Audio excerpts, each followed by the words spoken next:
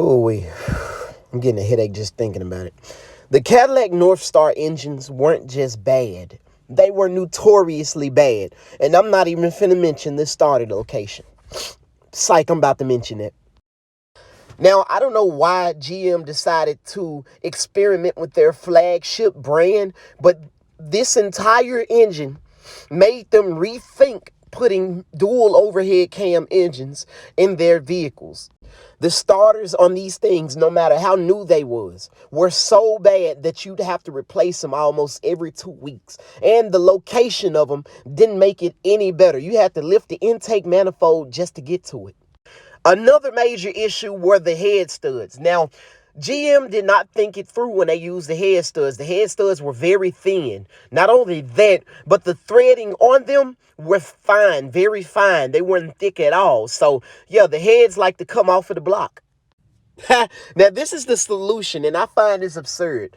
You had to retap the holes of the head studs and use ARP head studs instead because the threading is thick and the material of the ARP head stud is a lot better. So, yeah, that solves the head stud issue but doesn't fix the rest of the reliability issues with this engine, like the cooling system, the oiling system.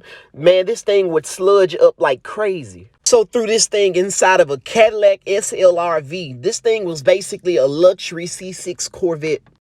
They threw it inside of a LMP car and the STS-V. Now, just like the rotary engine, you can make power with these things, even if they are unreliable. But like, for example, the STS-V, there's many people making 800 plus horsepower with a STS-V. Like, it ain't nothing. But when GM took a bailout, they decided to let these vehicles go alongside Oldsmobile, Saab, Hummer, and a lot of other vehicles. Now, it'll be some time before Cadillac had dropped another dual overhead cam V8 Cadillac or just any dual overhead cam in their vehicles in general. And then they decided to come out with the 4.2 dual overhead cam Cadillac Blackwing. Now, the CT6V Blackwing makes a total of 550 horsepower and 640 foot-pounds of torque.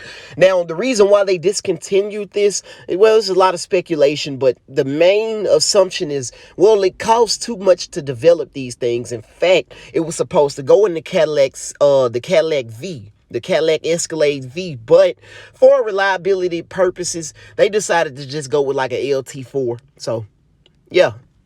But 640 foot-pounds of torque is absolutely insane.